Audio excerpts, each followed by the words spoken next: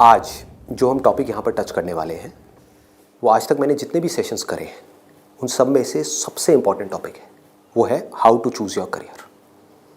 कि जो पेरेंट्स हमसे एक्सपेक्ट करते हैं कुछ हद तक वो एक्सपेक्टेशंस भी पूरी हो जाए और जो हम करना चाहते हैं वो भी हम कर सकें और आगे फाइनेंशियली ग्रो करने की जो पॉसिबिलिटीज़ हैं वो इनफाइनाइट हो। इससे पहले कि मैं आप लोगों को बताऊं कि ये चीज़ कैसे होगी या हमको क्या करना है, इसके लिए मैं आप लोगों से जानना चाहूँगा आप लोग अपना करियर कैसे चूज़ करते हैं।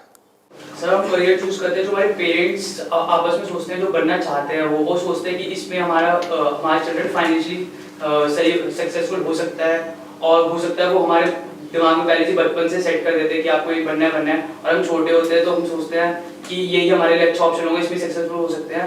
फिर वो बच्चे वही करने लग जाते हैं और फिर ये 90% बच्चे इससे चुनते हैं। मोस्टली क्या होता है कि फ्रेंड सर्कल के दबाव में आके लोग भेड़-चाल में आके कर लेते हैं, फ्रेंड ये करना तो हम भी ये करते हैं। सर बेसिकली जो होता है वो पेरेंट्स हमारे बोलते हैं कि 2 साल पहले उसने वो करा था आज वो सक्सेस है। वो जो है तेरे बड़े भैया जो है वो आज यूएस में बैठे हैं, ये जॉब कर रहे हैं। हाँ तो बेसिकली ये कहते हैं कि तू भी ये कर ले, तू भी उसकी तरह स्टैंड हो जा। कोई इंटरेस्ट के बारे में बात नहीं करता कि हमारा इंटरेस्ट किसमें है किसमें नहीं है। सर वो पेरेंट्स जब हमसे पूछते हैं कि आप ये नहीं करना वो नहीं करना तो बताओ क्या करना है, तो सर कई बार ये भी होता है कि हमारे पास ही जवाब नहीं होता, हम क्या करें, हमें यही नहीं पता होता।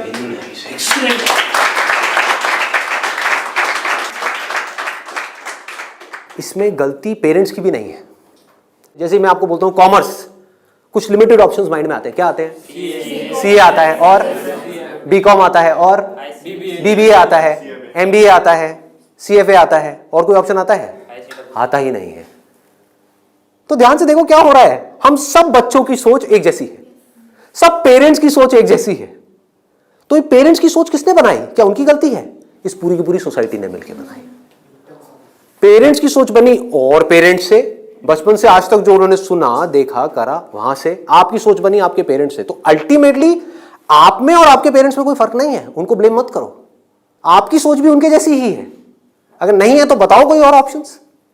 नहीं आते ना माइंड में? साइंस में बोलता हूं, साइंस बैकग्राउंड, क्या ऑप्शंस आते हैं माइंड में? इंजीनियरिंग। इंजीनियरिंग में भी क्या आता है? जैसे इंजीनियरिंग वर्ड आता है क्या आता है माइंड में? आईआईटी आता है। ठीक है। मेडिकल में क्या आता है? एमबीबीएस, सर्जन्स और कुछ? No sir. बस यही है। देखो हमारी सोच कितनी लिमिटेड हो गई है।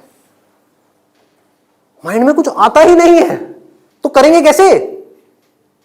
आपके माइंड में कुछ आएगा तभी तो वो चीज होगी। अगर माइंड में हिमालय नाम का पहाड़ होगा तभी तो उस पर चढ़ोगे। माइंड में हिमालय है ही नहीं तो कैसे चढ़ोगे? वहां तक जाना तो बहुत दूर की बात है। क्या करोगे? तो क्या होगा आपके साथ में? वही जो उन सब लोगों के साथ में हो रहा है जिनकी सोच ऐसी है। अपने आसपास में देख लो क्या हो रहा है उन लोगों के साथ में। अगर हम चाहते हैं हमारे साथ में कुछ अलग हो तो हमें क्या करना पड़ेगा? अपनी सोच को तोड़ना पड़ेगा। सबसे पहले समझेंगे कि एग्जैक्टली हो क्या रहा है, फिर ये देखेंगे कि हम क्या कर सकते हैं और क्या करना है। इसको आप पीछे सर्कुलेट कर दीजिए।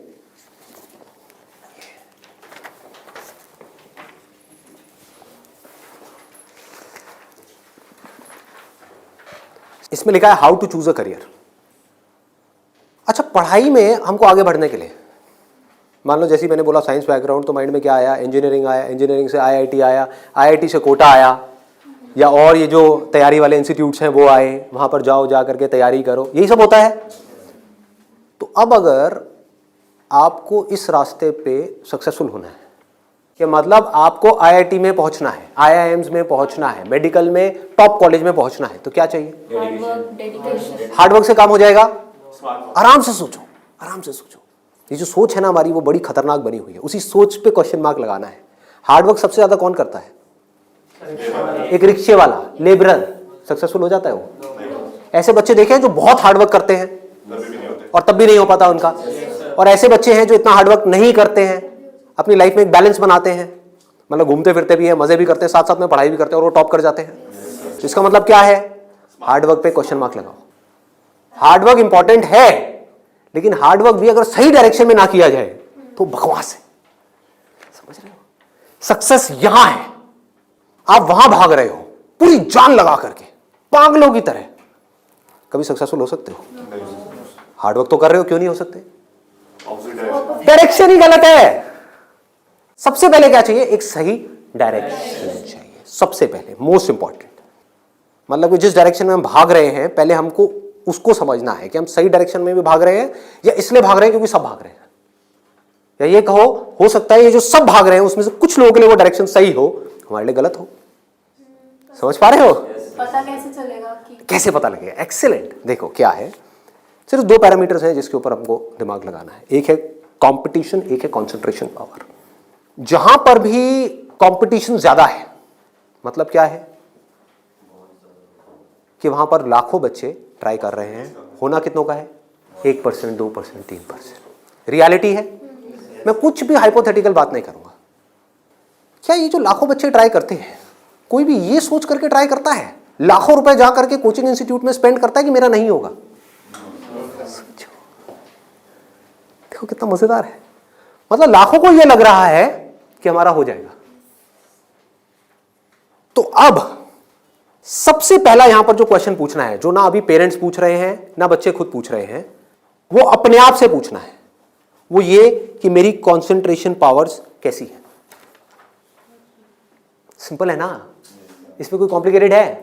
कि अगर आपको इन कॉम्पिटिटिव एग्जाम्स में कॉम्पीट करना है, दिन में 10-10 घंटे पढ़ना है, 15-15 घंटे पढ़ना है, उससे भी काम नहीं होने वाला, क्योंकि बहुत लोग पढ़ते हैं फिर भी नहीं कर पाते। तो इसका मतलब क्या है? आपको अपने आप से सच बोलना होगा। अब ये बड़ा टेढ़ा काम है, क्योंकि दुनिया में हमारी आदत क्या पड़ी हुई है? झूठ बोलने की। हाँ, किसी से भी जाकर के पूछो, हाँ भाई तेरे में पोटेंशियल है, कर लेगा आईटी? हाँ मैं तो कर लूंगा, मैं तो कर लूंगा। फिर हुआ क्यों नहीं? हुआ क्यों नहीं? अरे वो लक साथ नहीं हो पाया, कोई वजह होगी, नहीं हो पाया। मतलब क्या था? डायरेक्शन ही गलत थी, स्टार्टिंग ही गलत हो गई। अब आप कैसे ये डिसाइड करोगे कि आपकी कंसंट्रेशन पावर स्ट्रांग है या नहीं है? माइंड की थोड़ा सा डेप्थ में जाते हैं। कैसे डिसाइड करोगे? जब भी आप किसी कॉम्पिटिटिव एग्जाम में कॉम्पीट कर रहे हो, तो आपको ये देखना होगा आपके कॉम्पिटिटर्स कौन है। फॉर एग्जाम्पल, आप एक रेस में भाग रहे हो, आपके साथ में कोई एथलीट है जिसने 10 साल प्रैक्टिस करी है रेस में भागने की। आप कभी नहीं भागे, धीरे धीरे जॉगिंग करी है, लेकिन रेस में कभी तेज नहीं भागे।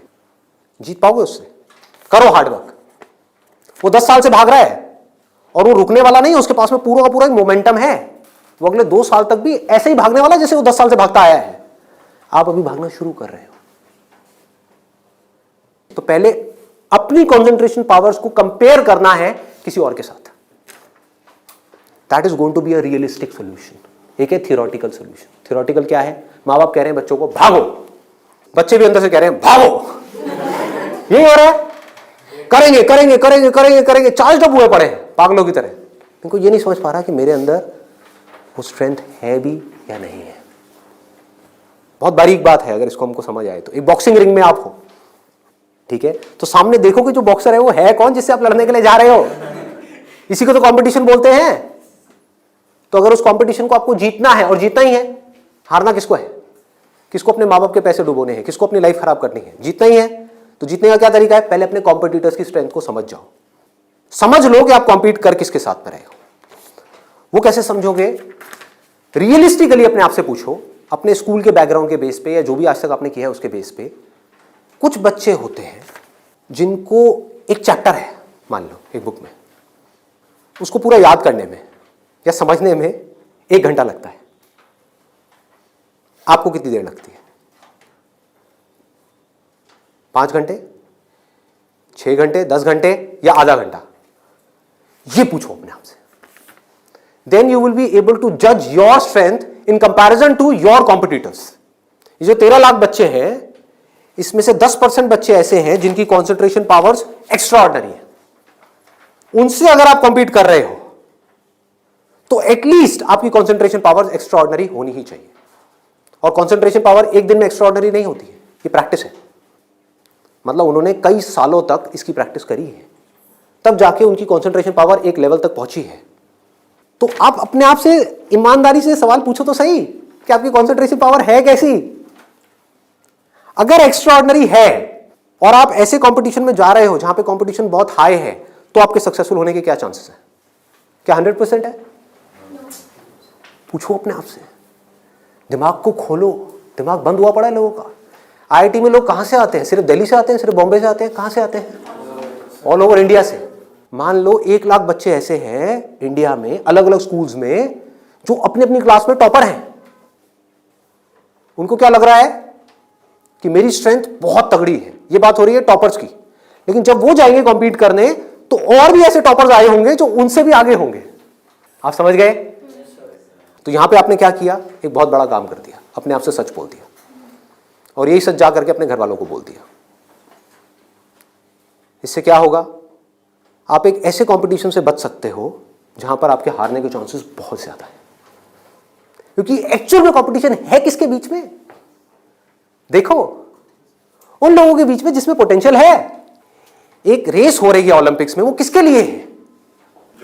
जिसने बहुत प्रैक्टिस करी है, जिसके अंदर पोटेंशियल है, स्टैमिना है, फोकस करने की पावर्स है, डिस्ट्रैक्शन से वो अपने माइंड को हटा सकता है, उसके लिए है ना। सबके लिए तो नहीं है। अगर सबको भगा दिया जाए उस रेस में तो क्या होगा? क्योंकि उसमें जीतने के बाद गोल्ड मेडल मिलता है, अखबार में फोटो आती है। अखबार में फोटो आती है ना, इन कोचिंग इंस्टीट्यूट्स की फोटो आती है, नाम लिखे होते हैं, ऑल इंडिया रैंक ये है, ये है, ये है। उसको देख करके क्या होता है माँ बाप की हालत? उनको उसकी फोटो नहीं दिख रही होती, अपने बच्चे की फोटो दिख रही होती है। यहाँ पे आने वाले इतने साल बाद मेरे बच्चे की फोटो होगी, मेरी बेटी की फोटो होगी, उसकी ये रैंक होगी। यहाँ से क्या हो रहा है? हम अननेसेसरी अपनी एक ख्याली दुनिया खड़ी कर रहे हैं। पेरेंट्स ने अपने दिमाग में एक ख्याल बना लिया। अब यहाँ तक प्रॉब्लम नहीं है, उन्होंने वो ही किया जो होना था। सबके साथ होता है, कौन नहीं चाहेगा? गड़बड़ कहाँ हुई? आप भी इस खेल को नहीं समझ पाए, आप समझ ही नहीं पाए हो क्या रहा है। ये जो कोचिंग इंडस्ट्री है आज की डेट में 1.5 लाख करोड़ की इंडस्ट्री है। ये पैसा कहाँ से आ रहा है? हम सबसे आ रहा है, हमारी जेब से आ रहा है। तो अगर इस खेल को हम समझ जाएं, हमारे पेरेंट्स नहीं भी समझ पा रहे क्योंकि वो तो सपने देखेंगे ही, और हम जाकर के बोले ये सपना आप अभी रोक दो, इस पे लगाम लगाओ, देखो पहले कि आपका बच्चा कहां स्टैंड करता है। गाड़ी आपके पास में 800 और कॉम्पीट करने की बात कर रहे हो फेरारी वालों से, बट इसका मतलब ये नहीं है 800 बुरी है। आप समझ गए मेरी बात? रेस में बुरी है, बट दिल्ली की सड़कों पे, पुरानी दिल्ली में फेरारी अच्छी है, 800 अच्छी है? 800 अच्छी है, ज्यादा सक्सेसफुल है। बट वही अगर उस रेस में चली जाए जिसमें सब भाग रही हैं और सारी 800 नहीं है, फेरारीज है, एक से एक फेरारीज है, किसमें कितनी आग लगी हुई है वो आपको पता ही नहीं है। आप समझ पा रहे हो? कोई आ रहा है कहीं से, उस बच्चे में कितनी आग है और कितना पोटेंशियल है वो आप सपने में भी नहीं सोच सकते, और आप उससे लड़ने की बात कर रहे हो। किस बेस पे? क्योंकि मेरे घर वालों ने ये सपना देखा है और मुझे सपने को सच करना है। पोटेंशियल है या नहीं है? पूछो अपने आप से, तो आपको क्लियर कट जवाब मिलेगा। क्लियर कट 10% लोग ऐसे होते हैं जिनमें एक्चुअल में पोटेंशियल है इन एग्जाम्स में कॉम्पीट करने का। तो if you are there in that top 10% category, तो अब आपका हार्डवर्क यहां पे काम आने वाला है। Depending upon your hard work, बशर्ते आपके अंदर पोटेंशियल हो। फॉर एग्जाम्पल फेरारीज की रेस हो रही है, उसमें आपने पूरी जान लगा दी, एक सेकंड के लिए भी डिस्ट्रैक्ट नहीं हुए। ठीक है, डिस्ट्रैक्ट होने में 1 सेकंड लगता है। डिस्ट्रैक्शंस वाला मेरा सेशन है पावर ऑफ फोकस, वो देखा होगा आप लोगों ने। बहुत तरह की डिस्ट्रैक्शंस है। मान लो आप हो तो फेरारी, लेकिन डिस्ट्रैक्ट हो गए, रुक गए, रेस यहां हो रही है, आप यहां चले गए, आउट है कि नहीं? तो आपको पूरी तरह से फोकस्ड रहना पड़ेगा, हार्डवर्क करना होगा, डेडिकेशन चाहिए, डिजायर चाहिए, सब कुछ चाहिए। लेकिन सबसे पहले क्या चाहिए? इंजन में दम होना चाहिए, अंदर वो पोटेंशियल होना चाहिए, एक्स्ट्रा ऑर्डिनरी कॉन्सेंट्रेशन पावर्स होनी चाहिए। ये बात हमको समझ क्यों नहीं आ रही है? अब क्यों चाहिए कॉन्सेंट्रेशन पावर्स? कभी सोचा है? 2 तरह के काम है इस दुनिया में, एक वो जिसमें हमारा इंटरेस्ट है, दूसरा वो जिसमें इंटरेस्ट नहीं है। जहां इंटरेस्ट नहीं है वहां पर कॉन्सेंट्रेशन पावर्स का स्ट्रांग होना बहुत जरूरी है, जहां है वहां पर नहीं है, क्योंकि वहां तो ध्यान लग जाता है। वीडियो गेम खेलने के लिए कॉन्सेंट्रेशन पावर चाहिए क्या? क्यों? क्यों? इंटरेस्ट है तो वहां पर कॉन्सेंट्रेशन हो जाता है, खेलने में कॉन्सेंट्रेशन हो जाता है, और बहुत सारी चीजों में कॉन्सेंट्रेशन हो जाता है। पढ़ाई में हमें कॉन्सेंट्रेट करना पड़ता है और चाहिए ही चाहिए, क्योंकि पढ़ाई में 99.99% लोगों का इंटरेस्ट नहीं होता। तो कैसे पढ़ाई में क्रैक कर पाएंगे? तब जब अपने ध्यान को ऐसी जगह पे रोकना आता हो जहां पे हमारा इंटरेस्ट नहीं है। और ऐसी स्ट्रेंथ कितने लोगों में होती है? सच सच बताना आज, मतलब ईमानदारी से, आप में से कितने हैं यहां पर जो आप क्लेम कर सकते हो कि मेरी जो कॉन्सेंट्रेशन पावर्स हैं वो एक्स्ट्रा ऑर्डिनरी है? ऑनेस्टली आपकी है, let's give a big hand for it. हम सब में से सिर्फ एक की, और ट्राई कौन करते हैं? सब करते हैं। मेजॉरिटी ऑफ पीपल, सब तो नहीं कह सकते, मेजॉरिटी ऑफ पीपल करते हैं। है ना खतरनाक खेल। और एक बहुत बड़ी चीज हुई है अभी यहां पर, आप में से सिर्फ एक ने अपना हाथ उठाया, बाकी ने नहीं उठाया। इसका मतलब आपने क्या किया? सच बोल दिया, एक्सेप्ट कर लिया। अगर अपने घर पे भी एक्सेप्ट कर लो तो क्या होगा? खेल शुरू होने से पहले ही खत्म हो जाएगा। अगर ये मेजॉरिटी ऑफ बच्चों को समझ आ जाए, इंडिया में लाखों बच्चे मेरी वीडियोस देखते हैं, उनको ये समझ आ जाए और वो अपने आप से सच बोल दें, अपना हाथ ऊपर ना करें, अपने घर पे जाकर के बोल दें मेरी कंसंट्रेशन पावर एक्स्ट्रा ऑर्डिनरी नहीं है। हाँ, मेरी क्लास में कुछ 4 बच्चे हैं, उनकी है, वो भी कॉम्पीट करने जा रहे हैं, उनको करने दो।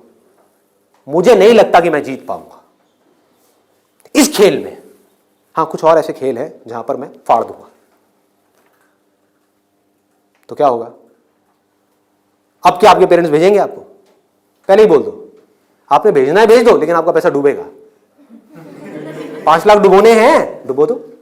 भेजना है भेज दो, मुझे पता है मेरा नहीं हो पाएगा। ये झूठ है, ये नेगेटिव थिंकिंग है, या ये रियलिस्टिक थिंकिंग है? समझो, realistic thinking, that is the biggest thing जो हमको समझना है। पॉजिटिव थिंकिंग का लोग मतलब क्या निकालते हैं कि मेरे पास में मारुति 800 है और मैं ये एक्सेप्ट ही ना करूं कि मेरे पास में मारुति 800 है, मैं अपना एक ख्याल बना लूं कि मेरे पास में फेरारी है और जाकर के कॉम्पीट करूं ऐसे लोगों के साथ में जिनके पास में एक्चुअल में फेरारी है। फर्क पता लग रहा है? और ऊपर से अपने आप को पॉजिटिवली अंदर से मोटिवेट करता रहा हूं।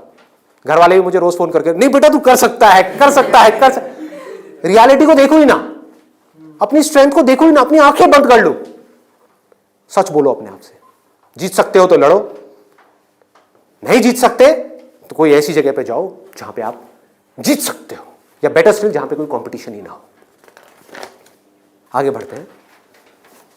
दूसरा क्या है? ये तो हो गई पहली कैटेगरी, एक्स्ट्रा ऑर्डिनरी, जो यहां पर अभी कोई भी नहीं मिला, सिर्फ एक मिला है।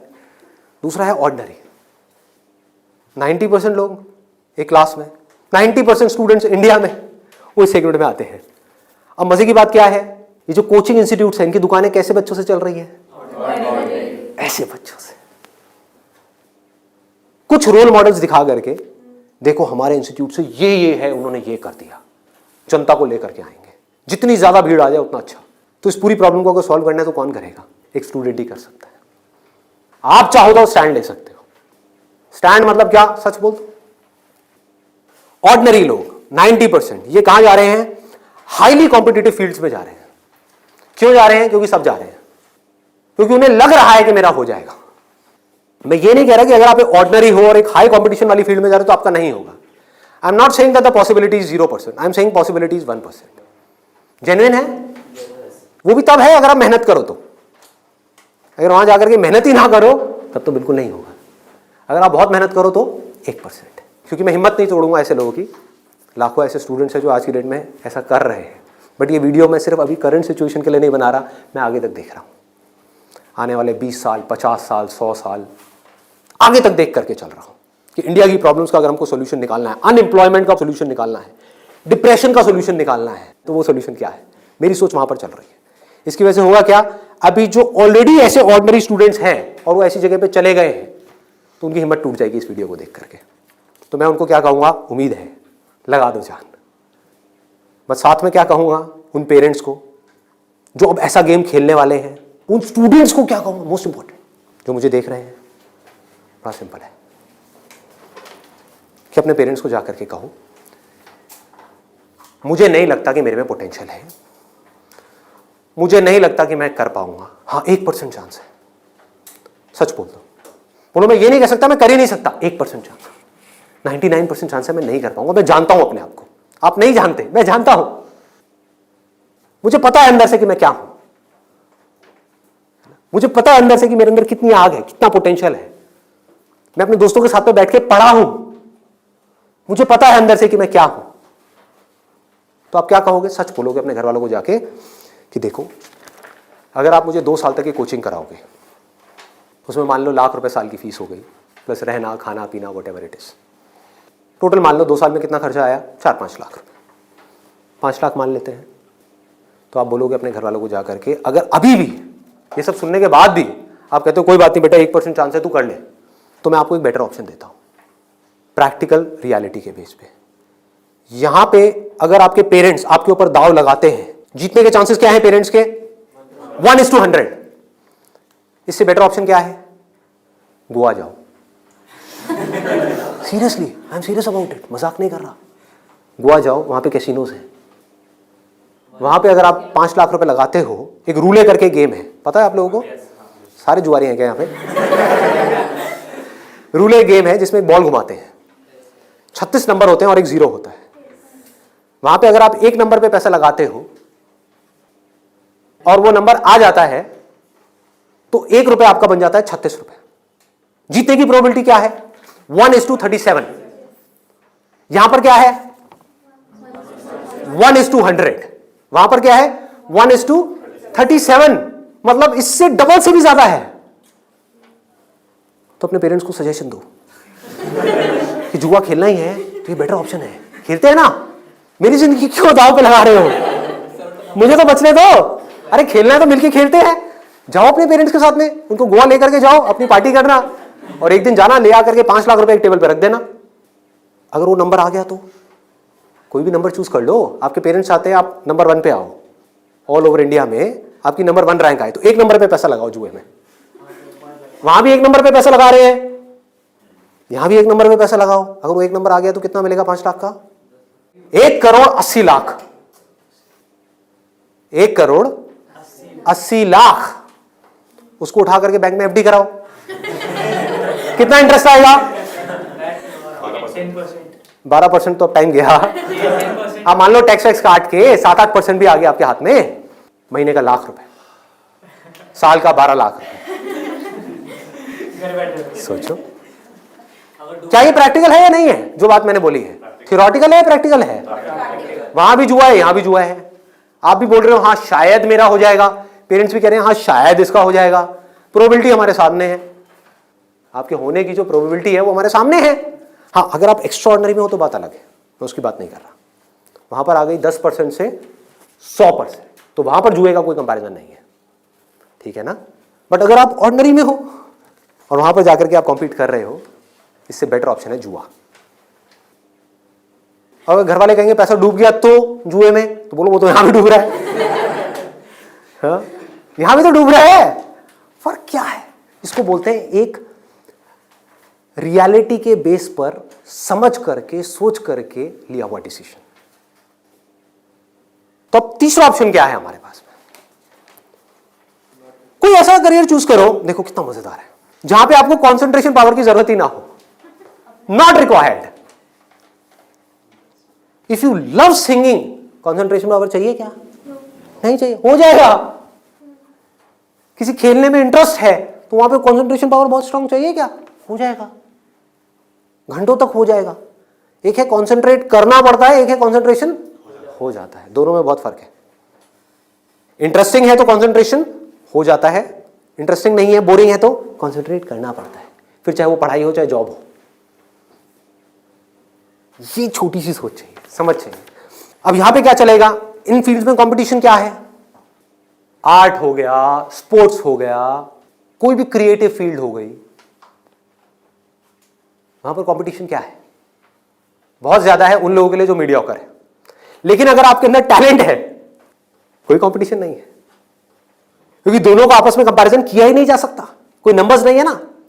ध्यान से समझो, जैसे आप किसी एग्जाम में जाते हो तो एक कंपेयर किया जा सकता है आपको किसी से, क्योंकि आपके आए 90%, किसी और के आए 99%, तो कंपैरिजन है। टैलेंट में क्या है? आपके अंदर एक तरह का टैलेंट है, किसी और के अंदर और कोई तरह का टैलेंट है। आप जो कर सकते हो वो नहीं कर सकता, वो जो कर सकता है वो नहीं कर सकता। एक सिंगर है उसकी अलग तरह की आवाज है, कोई और सिंगर है उसकी अलग तरह की आवाज है। अब यहां पे भी एक छोटा सा प्रॉब्लम है। प्रॉब्लम क्या है यहां पर? प्रैक्टिकली आप लोग बताओ कि प्रॉब्लम क्या है यहां पर इस तरह का कुछ करने में? स्कोप क्या होगा क्या नहीं होगा? देखो अगर टैलेंट है तो स्कोप होगा या नहीं होगा? होगा। बट ऑब्वियस, टैलेंट कैसे डेवलप होता है? प्रैक्टिस। और ये भी तभी काम आएगा जब इंटरेस्ट होगा। समझ गए ना? जितना ज्यादा इंटरेस्ट होगा उतना ही ज्यादा पैशन होगा, जितना ज्यादा पैशन होगा उतना ही ज्यादा पैशन के साथ प्रैक्टिस करोगे, जितना प्रैक्टिस करते चले जाओगे उतना ही टैलेंट बढ़ता चला जाएगा, जितना आपका टैलेंट बढ़ता चला जाएगा आपके लिए कंपटीशन उतना ही कम होता चला जाएगा। क्लियर है ना? बट आप इन सारे रूट से भागने के लिए वहां पर जा रहे हो तो भगवान ही मालिक है आपका। समझ गए? पढ़ाई के टॉर्चर से बचने के लिए जबरदस्ती कोई ऐसा काम नहीं है जो आपको बहुत इंटरेस्टिंग लगता है फिर भी आप कर लो, आप कहो हाँ ये सही है, तो आपका वही हाल होगा जो वहां पे कंपटीशन में बाकी लोगों का हो रहा है। मतलब आपको जेन्युइनली चूज करना होगा कोई ऐसा interest which you are extremely passionate about, extremely passionate about. ठीक है, इससे भी एक स्टेप आगे बढ़ते हैं। यहां पे प्रॉब्लम एक है बहुत सिंपल सी, जो मेरे पास में कमेंट्स आते हैं कि हमें पता ही नहीं है कि ऐसा इंटरेस्ट क्या है। I don't know what that interest is. मेरे लिए ऐसा कोई इंटरेस्ट नहीं है, कोई ऐसा टैलेंट नहीं है, कोई ऐसी स्किल नहीं है जो मैं कह सकूं कि हाँ इसके बेस पे मैं अपनी पूरी लाइफ स्टेक पे लगा सकता हूं। उनके लिए क्या सोल्यूशन है? आपके घर वाले चाहते हैं आपको डिग्री मिले, आप चाहते हो कुछ अपना करना, फाइनेंशियली भी सक्सेसफुल हो जाओ, तो उसका ऑप्शन क्या है? ये रहा। यानी कि आप बहुत ज्यादा टफ एग्जाम्स को क्रैक नहीं कर सकते, बहुत ज्यादा टफ पढ़ाई नहीं कर सकते, लेकिन आप पढ़ सकते हो। तो आप एक ऐसी फील्ड चूज करते हो जहां पे कंपटीशन लो है, जहां पे कंपटीशन कम है, और अगर वहां पर आप स्मार्ट वर्क करने लग जाओ तो आपके जीतने के जो चांसेस हैं, सक्सेसफुल होने के चांसेस हैं, that starts from 10% and goes up to 100%, as good as उन लोगों के कंपैरिजन में जो यहां पर टॉपर है। और यहां पर कोई लिमिट नहीं है कि हम क्या कर सकते हैं। स्मार्ट वर्क को मैंने नीचे डिफाइन भी किया हुआ है कि what does smart work mean. It means developing your understanding, that is smart work. जो काम आप कर रहे हो उसकी समझ अगर आपको है कि आप क्या कर रहे हो, क्यों कर रहे हो, कैसे कर रहे हो, तो आप स्मार्ट वर्क कर रहे हो। समझ नहीं है बस कर रहे हो तो आप हार्ड वर्क कर रहे हो। अब इसमें मैं आपको एक प्रैक्टिकल एग्जांपल देने वाला हूं। एक सिंपल सा करियर मैं आपको बता रहा हूं, फिजियोथेरेपी। सुना इसके बारे में सबने? अभी कुछ दिन पहले मेरी नेक में थोड़ा सा पेन हुआ, मैंने गूगल पे जाकर के सर्च किया physiotherapy services at home in my area. Locality मैं नहीं बताऊंगा, नहीं तो लोग मेरे घर आ जाएंगे। तो मैंने सर्च किया, वहाँ पर ऊपर कुछ लिस्टिंग्स आई, कुछ वेबसाइट्स आई, उसमें एक डॉक्टर का नाम मुझे मिला। उनकी मैं वेबसाइट पे गया, वहाँ जा करके उन डॉक्टर के बारे में मैंने 2-3 मिनट पढ़ा, समझा, मुझे अच्छा लगा पढ़ करके, समझ करके। उनको फ़ोन किया, वो मेरे घर पे आए, उन्होंने मुझे 7 दिन तक फिजियोथेरेपी ट्रीटमेंट दिया। वो एक ट्रीटमेंट का लेते हैं 500 से 700 रुपये, कई बार 1000 रुपये भी लेते हैं, depending upon the complications and time involved. मेरे से उन्होंने लिए 500 रुपये। मैंने उनसे पूछा कि आप दिन में ऑन एन एवरेज कितने ट्रीटमेंट्स करते हो? उन्होंने कहा एक दिन का ऑन एन एवरेज मैं 8 से 10 ट्रीटमेंट्स करता हूँ। मैंने कैलकुलेशन करी, दिमाग चलाया, 8 से 10 का मतलब क्या हुआ? 4 से 5,000 रुपये एक दिन का, एक महीने का नहीं, एक दिन का। कितना हो गया एक महीने का? लाख से 1.25 लाख रुपए।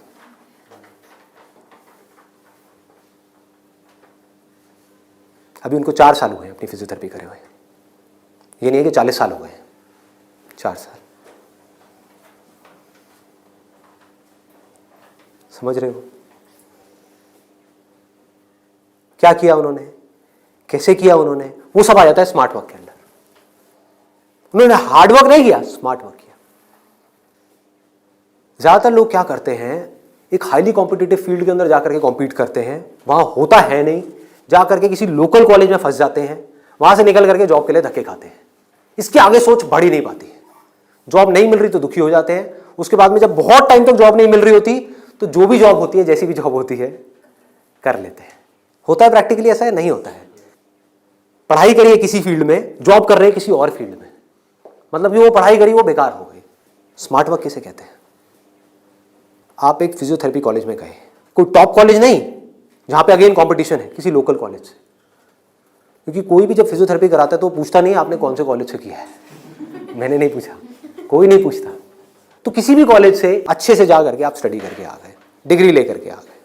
आप कहीं भी जाओगे कभी भी आपको जॉब तो मिल ही जाएगी, जो सुन करके आपके घर वाले कन्विंस हो जाएंगे, कहेंगे हाँ ठीक है, एक बैकअप प्लान तो है। तो एक ऐसा रास्ता जहां पर वर्स्ट केस सिनेरियो में आपको जॉब भी मिल जाए, लेकिन बेस्ट केस सिनेरियो की कोई अपर लिमिट ना हो। अब बात आती है कैसे करोगे आप इस चीज को। इसका स्कोप देखो, कि आने वाले टाइम में अभी जितनी तेजी से मोबाइल, लैपटॉप, कंप्यूटर सब लोग इस तरह भाग रहे हैं, सबके ये प्रॉब्लम्स आनी ही आनी है। बैक में प्रॉब्लम आनी ही आनी है, नेक में प्रॉब्लम आनी ही आनी है, और पता नहीं कितनों को कितनी आनी आ भी रही है। आपके घर में भी जो आपके पेरेंट्स हैं उनको सबको कहीं ना कहीं दर्द होगा। तो आपने पहले तो ये समझा कि हाँ, इसका स्कोप कभी कम नहीं होने वाला, बढ़ने ही वाला है। ठीक है, इसमें कंपटीशन भी बढ़ेगा जब स्कोप ज्यादा है तो, लेकिन किन लोगों के लिए बढ़ेगा? जो हार्ड वर्क कर रहे हैं, लेकिन जो स्मार्ट वर्क को समझ पा रहे हैं वो कुछ भी कर सकते हैं। तो आप क्या कर सकते हो? आपने कहा कि सिर्फ इससे काम नहीं चलने वाला, वो मुझे समझ आ रहा है। जैसे मैंने फिजियोथेरेपी का किया, सिर्फ इससे काम नहीं चलने वाला, तो इसके साथ में कुछ और चीजें भी हैं जो मुझे सीखनी पड़ेंगी। क्या सीखना पड़ेगा? जिसका हो सकता है इससे डायरेक्ट कोई कनेक्शन ना हो। 1 महीने का छोटा सा कहीं से वेबसाइट डेवलपमेंट का कोर्स कर लिया, और ऑनलाइन मार्केटिंग का, कि ऑनलाइन मार्केटिंग कैसे करते हैं। गूगल में जब भी आप कुछ सर्च करते हो तो वहां पे एड्स आती हैं, उसको बोलते हैं गूगल एडवर्ड्स। ये किस तरह से काम करता है? आपने कहा ऑनलाइन मार्केटिंग मैंने सीख ली, उसके अलावा मुझे अपनी कम्युनिकेशन स्किल्स पे काम करना होगा, क्योंकि अगर मैं कहीं जा रहा हूं, किसी से बात कर रहा हूं और मैं बेवकूफ लग रहा हूं बात करने में, तो कोई मुझे दोबारा क्यों बुलाएगा? तो आपने क्या किया? कम्युनिकेशन स्किल्स का एक कोर्स किया 1 महीने का, उसके अलावा इंग्लिश स्पीकिंग का एक कोर्स किया 6 महीने का या 1 साल का। इस सबसे हो क्या रहा है? आप एज एन इंडिविजुअल बेटर बनते चले जा रहे हो। उसके बाद में धीरे धीरे आप अपनी एक क्लाइंटेल बनाओगे। शुरू में मान लो आपको दिन में 2 या 4 लोगों ने बुलाया, वर्स्ट केस सिनेरियो मान लो ना, घर से आप ऑपरेट कर रहे हो, अभी आपने कोई अपना क्लिनिक नहीं बनाया है, घर से आप ऑपरेट, और ये कोई थ्योरेटिकल बात नहीं है, ऐसे बहुत सारे लोग हैं जो ऑलरेडी ये काम कर रहे हैं, बहुत लोग कर रहे हैं। अपने नाम को मल्टीपल वेबसाइट्स में आप लिस्ट कर दोगे, इनको डायरेक्टरीज बोलते हैं, ऑनलाइन डायरेक्टरीज। तो ऑनलाइन सर्च इंजन में कोई भी कुछ भी सर्च करेगा तो कहीं ना कहीं वो आप तक पहुंच जाएगा, चाहे वो एक वेबसाइट के थ्रू पहुंचे, चाहे आपके थ्रू पहुंचे, चाहे एड के थ्रू पहुंचे, चाहे कहीं से भी पहुंचे, वो आप तक पहुंचेगा। अगर उनको आपने सेटिस्फाई कर दिया, अपनी बातों से भी, अपने ट्रीटमेंट से भी, ईमानदारी से, जेन्युइनली अच्छा ट्रीटमेंट कर दिया, तो वो क्या करेंगे? लोकेलिटी में रिकमेंड करेंगे, अपने फ्रेंड सर्कल में करेंगे, अपने रिलेटिव्स में करेंगे। तो धीरे धीरे क्या होगा? कुछ महीनों में क्या होगा? यहां पे थोड़ा पेशेंस रखना होगा। ये नहीं है सारा काम 1 दिन में हो जाएगा। आईआईटी में भी आपका एडमिशन हो गया तो ये नहीं कि हलवा है वहां से क्लियर करना, 4 साल तक लग करके दिन रात काम तो करना ही पड़ेगा ना, यहां भी करना पड़ेगा। तो आप सीखते जा रहे हो, समझते जा रहे हो, धीरे धीरे आपको कुछ ऐसी टेक्नोलॉजीज के बारे में पता लगेगा, कुछ ऐसे इक्विपमेंट्स के बारे में पता लगेगा। इसमें हजारों तरह के इक्विपमेंट्स हैं, हजारों तरह की चीजें हैं, अलग अलग तरह के ट्रीटमेंट्स के लिए। इतनी बड़ी फील्ड है ये। आप आने वाले टाइम में फिजियोथेरेपी का एक ऐसा क्लिनिक बना सकते हो अपनी सिटी में या कहीं पर भी, जो अपने आप में स्टेट ऑफ द आर्ट हो, मतलब ऐसा जो पूरे इंडिया में ना हो। और क्लिनिक आप ऐसे करते करते धीरे धीरे, अभी 1 दिन में या 2 दिन में नहीं होगा, मान लो 5 साल में होगा, 10 साल में होगा, 20 साल में होगा। क्लिनिक कितना बड़ा हो सकता है, कितने क्लिनिक्स हो सकते हैं, क्या क्या हो सकता है, कोई लिमिट नहीं। अगर कुछ लोग जो मेरी इन बातों को समझ पाए, जो बातें मैं कर रहा हूं, और कुछ ऐसी डायरेक्शन में जा पाए सेंसिबल तरीके से, smartly, not by doing a lot of hard work but by doing smart work, तेजी से आगे बढ़ पाए, तो आने वाले टाइम में यही वो लोग होंगे जो आने वाले टाइम में लोगों के लिए जॉब अपॉर्चुनिटीज क्रिएट करेंगे। अंदर से एक ये फीलिंग होनी चाहिए कि मुझे लोगों की प्रॉब्लम्स को सॉल्व करना है। अगर मैं कर पाया तो मेरी प्रॉब्लम्स तो सारी अपने आप सॉल्व हो जाएंगी, वो लोग करेंगे ना। अगर आपने किसी के दर्द का इलाज कर दिया तो वो आदमी आपको पता है क्या कहेगा? बताओ आपको क्या चाहिए। वो लोग आपके पीछे आएंगे। आपने उनको बोल दिया ना, नहीं मैं आज आपका ट्रीटमेंट नहीं कर रहा, नहीं डॉक्टर साहब आप बताओ कब आओ। मतलब कि अपने आप को अंदर से स्ट्रांग बना लो तो दुनिया भागती हुई आपके पास आएगी। ये एक रास्ता है। एक है अंदर से तो स्ट्रांग बनो मत और दुनिया के पीछे भागते रहो। भैया मेरा कुछ हो सकता है, भैया मेरा कुछ हो सकता है, भैया कहीं लगवा दो, जॉब लगवा दो, भैया ये भैया वो भैया वो। अरे काहे का भैया, समझे? ये एटीट्यूड चाहिए। डंके की चोट पे आप काम करो। मैंने लाइफ में जो भी काम किया है बिल्कुल एटीट्यूड के साथ किया है। ये मैं कर रहा हूं, आपको चाहिए तो लो, नहीं चाहिए तो आगे बढ़ो। Does not make any difference to me, क्योंकि मैं जो कर रहा हूं आई बिलीव इन इट। मैं कोई भीख नहीं मांग रहा हूं आपसे। और बहुत सारे लोग होते थे जिनको मैं मना कर देता था, जो मैं नहीं कर रहा तुम्हारा शूट, और वो जा करके 4 लोगों को पकड़ के ले आते थे, ये बंदा जेन्युइन है, इसमें दम है ना बोलने का। वो दम कहां से आता है? सोच से आता है। सोच को खोलो, बंद करके इसमें मत रहो, फाड़ दो।